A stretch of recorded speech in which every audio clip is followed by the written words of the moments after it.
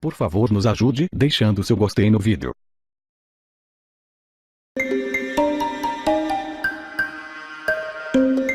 Dá umas dicas para seguir o baile, para as pessoas seguirem o baile. Seguir o baile, vamos lá. O contato zero eu acho incrível. Você começar a fazer coisas que você gosta e que você deixa durante o casamento, né? Casamento é quase um segundo emprego. Você chega em casa, tem que fazer tanta coisa e você às vezes deixa hobbies de lado, ou todos os seus hobbies têm a ver com o seu marido, enfim, com o parceiro. Então, viajar é uma coisa que a gente agora vai pra Califórnia juntas, que é uma coisa que a gente nunca fez, sabe, com as amigas e tudo mais. Tentar. Rede social, esquece. É muita dor. Eu falo que acho que era mais fácil se divorciar antes, porque você não tinha que ficar vendo. Não tinha mais tanto contato. Parceiro com outras pessoas. Quer dar alguma dica? Se bem que, Fátima, desculpa, mas você tá seguindo o baile muito bem, hein? Precisa. Digamos que o baile foi longo, mas o intervalo do baile foi longo, mas... Tem alguma dica? Mas eu tô querendo pegar as dicas todas que vocês têm aí pra dar. Todo mundo a gente tá sempre querendo aprender, né? Viver o luto, chorar quando tem vontade, isso é muito importante. E eu acho que a rede de apoio, não ter vergonha. Uma coisa que minha terapeuta me falou e que é o motivo da gente ter criado o Segue o Baile. Pessoas te apoiando. A gente costuma ter vergonha. Eu me senti culpada por ele ter me traído. E a gente precisa parar com isso. O meu pai foi saber 2 meses depois, e a gente é uma família muito próxima. Então, assim, a rede de apoio é fundamental. O canal é isso, são pessoas querendo se ajudar, umas ajudando as outras nesse momento. Então, não tenha vergonha. Quer ficar em casa, fica. Não correr atrás de um novo amor, né, Fabi? Isso é básico. Porque você precisa de um tempo. Precisa de um tempo, você é verdade. Se amar. É verdade. Se encontrar com você primeiro. Exato. É verdade. A gente vai começar o programa com um assunto delicado, um momento difícil na vida de muitos casais, da família toda, que é o divórcio. Como enfrentar esse momento? A gente está recebendo aqui 2 amigas, a Tabata e a Fabiana. Elas são de São Caetano do Sul, de São Paulo. E as duas terminaram o casamento esse ano e com uma diferença, assim, de menos de um mês e pouquinho uma para outra, né? Vamos conhecer um pouquinho melhor a história delas para que a gente possa, então, conversar sobre esse tema. Vamos lá. Eu convido vocês também para se sentarem. Tabata desconfiava de algumas atitudes do marido, mas só teve certeza de que estava sendo traída quando recebeu uma mensagem no celular. Abre aspas. Você não me conhece, mas seu marido tem um caso com minha mulher. Fecha aspas. Era o fim de um relacionamento de 12 anos. Fabiana consolava a amiga quando ela mesma teve que encarar o fim do casamento depois de 10 anos juntos.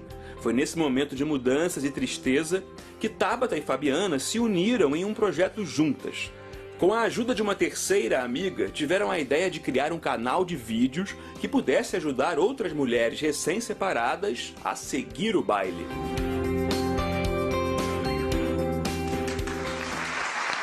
Tabata, nesse momento da separação, o que foi mais difícil para você? O que era mais confuso? Muita coisa difícil, né? Eu acho que continuar na mesma casa, onde a gente tem lembranças, naquele momento cuidar dos meus cachorros, eu não tenho filhos, seguir com a rotina foi muito difícil. Eu até teve um momento que minha mãe fez uma intervenção e falou, não, você vai para minha casa agora porque você não está mais cuidando de você. Eu acho que muitas pessoas acham que a dor de amor ainda é mimimi. E ficam assim, não, mas ela não veio trabalhar porque, foi traída, não sei o que. A gente escuta muito isso. E até por isso veio a ideia do canal, né? De ser uma rede de apoio, porque a gente precisa. A gente passa por muita dificuldade. É o sonho que você tinha de uma família. Eu fui casada por 10 anos. Eu priorizava aquilo na minha vida como um todo, assim. Tudo era para aquilo. E de uma hora para outra você vê tudo despencar. Acho que o Sr. Base vai poder falar melhor. Tem o financiamento do apartamento que você pagava em 2 e agora não paga mais. Então, aos poucos também você vai lidando com dificuldades mais práticas. Eu acho que no começo a minha psiquiatra me afastou 20 dias do trabalho e eu pude ficar quieta só cuidando do emocional. Naquilo, né? Mas depois a gente tem que ir para tudo isso prático que é difícil também. E você, Fabiana, o que você enfrentou de que foi mais confuso nesse início? Eu acredito que a rotina, né, porque eu não que ele me cobrasse, né, mas eu me cobrava muito de estar do lado, fazer as coisas para ele, por ele, pela casa. E eu acho que a partir todo mundo falava isso, né? Os finais de semana, os sábados, os domingos, o que a gente vai fazer, né? Não tem mais nada daquilo. Então, acho que isso foi o mais traumático. Você passou a adorar segunda-feira, né? Adorava. Porque tinha Eu que adorava trabalhar. antes a sexta, né? Porque eu falava, tenho agora um final de semana inteiro. E passei a odiar sexta-feira, sábado e domingo. Então, para mim, sábado era o dia da libertação, que eu ia trabalhar, ia encontrar o pessoal do trabalho, me distrair segunda-feira, desculpa. O que gera mais conflito nas suas observações quando você lida com o divórcio? O que é o motivo de maior complicação?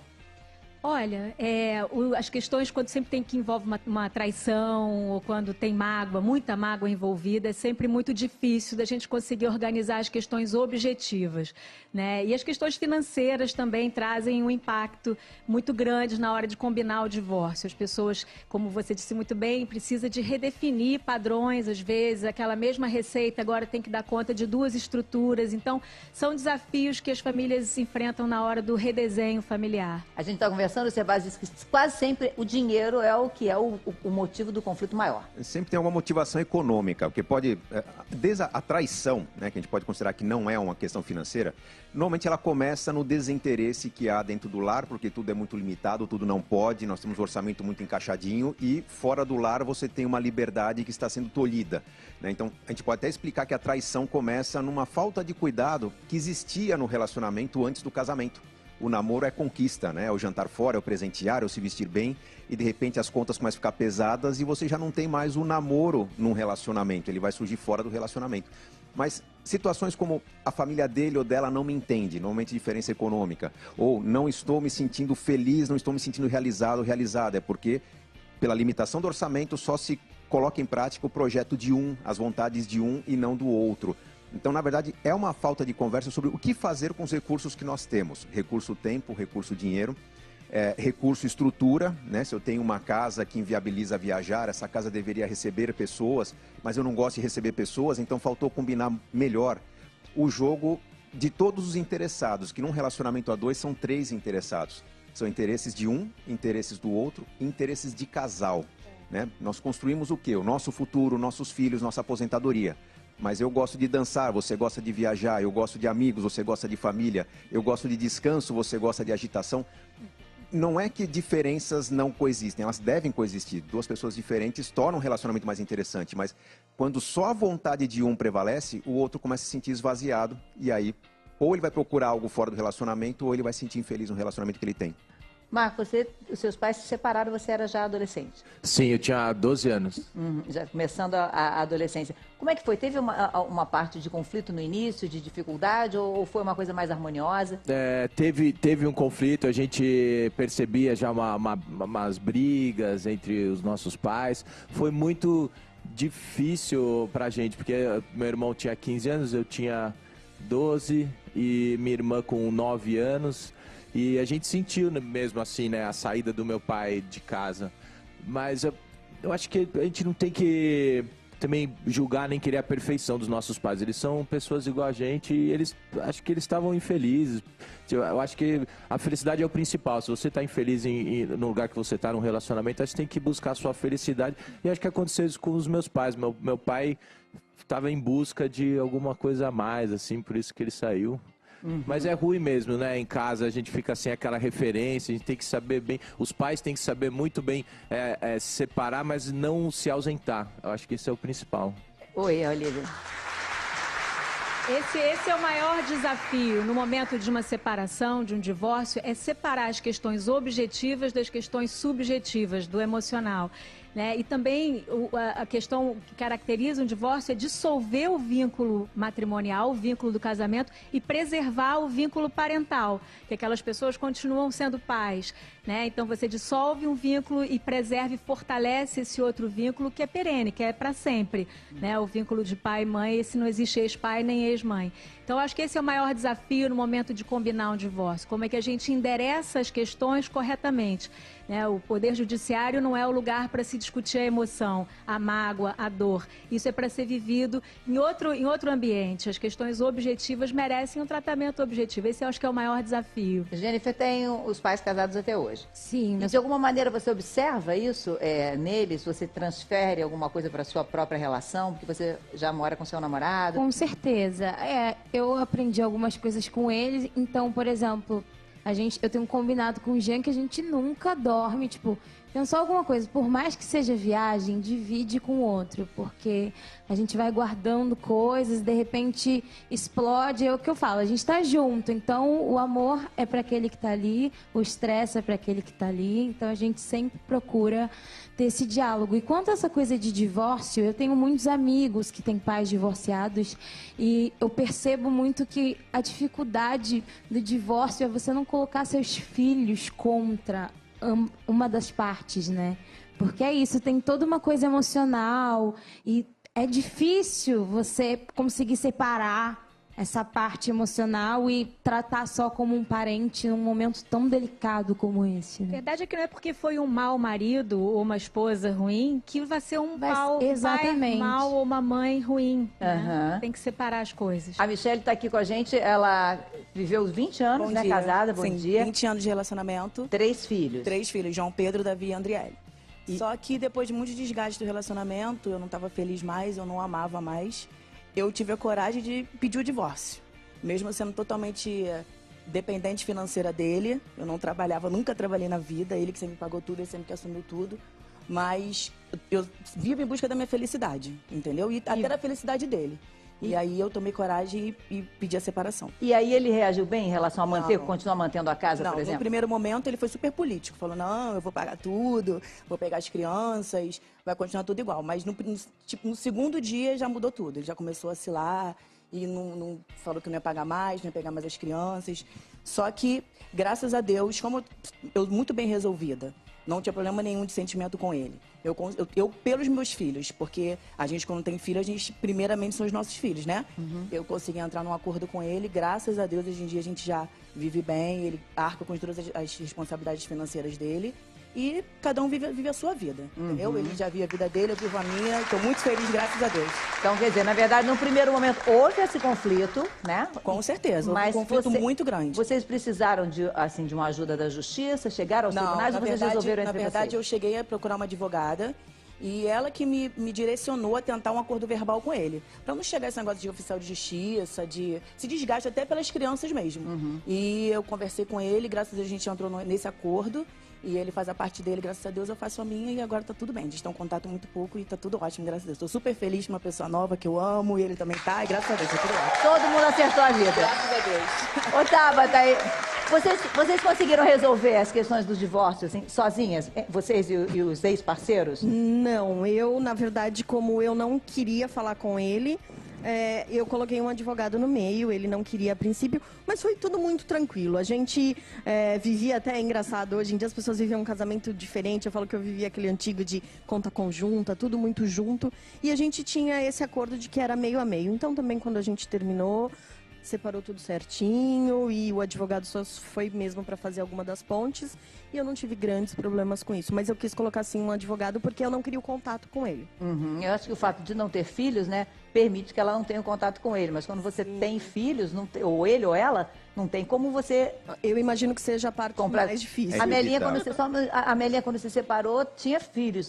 Sim, aí né? eu romanciei, certo? Eu criei toda uma história, eu procurei desviar desses conflitos, porque eu sou filha de um casal que viveu 35 anos juntos, até o meu pai morrer, e eles namoravam bem, entendeu? Era bacana o relacionamento deles. Então, eu nunca tive grandes conflitos em casa. E isso facilitou com que, no meu momento, e também até por causa da década de 70, essa coisa era mais tranquila de ser resolvida.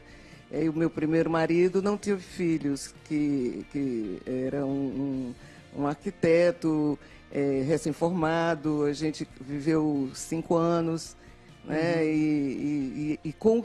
Já no segundo casamento eu tive 2 filhos. Com o Zé Ramalho. Com o Zé Ramalho, João e Maria. E já temos netos, né? Então, eu procurei romancear e todo dia, sempre que era necessário, eu contava para os meninos uma história, porque eu sempre gostei muito de contos de fadas. Então, eu ia buscar no Chris Anderson, as coisas dos contos de fadas, e contava, fui buscar, aí contava para eles como uma historinha, sempre uma historinha. E depois, quando eles foram crescendo e que precisaram ir para a casa do pai, eu dizia, não leve nada daqui para lá, nem traga nada de lá. Só Seu pai está bem? Está bem. Sua mãe está bem? Está bem. Então, procurei criar essa condição harmônica. Isso é muito importante que ela está falando, porque às vezes a pessoa fala assim, ah, não, mas eu tenho os filhos, eu tenho que continuar tendo contato. Lógico que tem, mas isso não significa que você tem que ficar seguindo rede social, sabendo da vida social da pessoa, né? E isso é muito dolorido na hora do divórcio. Então, por exemplo, eu falo, o contato zero me ajudou muito. E a pessoa fala, mas eu tenho filho. Você tem filho com ele, você tem que tratar como a Melinha tratou, né? Então, assim, a gente tem os filhos juntos. Até uma certa idade, fala né? com o filho, mas você não precisa ficar fuçando nas coisas do ex-marido, Facebook, redes sociais, saber onde foi, perguntar com quem tava, com quem não tava, porque isso só acaba trazendo mais mal pra você. Oi, Servaz. Respeito sem envolvimento, né? Na verdade, muitos casais estão casados ainda, mas vivem como se estivessem divorciados, se preparando para a possibilidade do divórcio, contas separadas, o dinheiro de cada um. E isso é uma bobagem, porque o regime de casamento determina o que é de cada um, o que será de cada um, numa situação de divórcio, né? Trabalhar com a possibilidade de divórcio enquanto as coisas estão bem, na verdade, é um desgaste desnecessário. Agora, você tem um belo exemplo de um casamento que não se desgastou, ele se rompeu e mesmo assim foi bem resolvido porque simplesmente não havia essa preocupação. Agora, brincando um pouquinho com o trabalho de vocês, né? O baile que tem que seguir é o baile da vida, né? Não o baile da situação que existia, porque um erro que os casais cometem no divórcio é o de tentar manter uma situação que já não cabe quando dois esforços estão separados, porque é uma questão não apenas financeira. Você consegue manter uma casa com o dinheiro dos dois, mas com o tempo que um tem, que o outro não tem, que mantém aquela casa bem cuidada. Quando acontece o divórcio, que você tem uma pessoa tentando manter a estrutura que era de dois, negocia-se pensão, negocia uma série de dificuldades, mas você tem o desgaste emocional de estar convivendo em algo que foi construído pelos dois, você tem uma dificuldade de manter algo que não cabe no bolso, quando o divórcio seria uma oportunidade de passar régua, repensar o que estava faltando na vida, simplificar essa vida e começar de maneira mais leve, né? Eu acho que a maneira correta de lidar com um bem a dois é vender esse bem, capitalizar em dinheiro e partir para uma moradia nova, uma moradia mais simples, aquilo que cabe na vida de uma pessoa, que permita até ter uma verba maior para lidar com a nova socialização que você vai ter. Se vai voltar a namorar ou não, se vai se aproximar da família ou não, é algo que vai se construir com o tempo, mas as pessoas não conseguem partir para uma vida nova porque estão tentando pagar a vida antiga que já não cabe no bolso. Eu acho que, no fundo, isso não acontece nem só no divórcio. Acho que quando uma pessoa decide, por exemplo, deixar a casa dos pais, ela sabe que vai deixar aquele tipo de estrutura que ela tinha para ter outro tipo de vida, né? Mas só que aí não tem a mágoa. Perdeu o emprego é a mesma coisa. Mas esse é um ponto importante. O divórcio é um rito de passagem de um estado para o outro. A gente não se resume nesse momento. É um momento de exceção que é passageiro. Então, essa percepção de que é um rito de passagem, que ainda vem carregado de mágoa, de algo que não deu certo, de vergonha, isso precisa de ser mudado. A lei do divórcio está completando 40 anos agora em dezembro. O divórcio é uma conquista da nossa sociedade. O que a gente precisa é aprender a administrar ele da melhor maneira possível. E aí entender que são vários divórcios. O divórcio afetivo, quando eu deixo de gostar do meu parceiro, o divórcio legal, quando eu celebro, formalizo a separação, o divórcio emocional, quando eu me habituo, vejo a minha vida sem o outro, que ela é toda apoiada na presença do outro, que cuida do meu imposto de renda, que está ali dividindo tarefas comigo em casa. Tem esse divórcio, tem o divórcio da família do outro, tem o divórcio dos amigos. São uma série de divórcios. E série de rompimentos, né? A gente precisa compreender que é um rito de passagem, que precisa ser vivido, que precisa ser sentido. Tem um período de luto dessa relação que se encerra, né? Até que para que outras relações venham, até que para que a parceria parental se consolide e que para as crianças não percam a presença dos seus pais.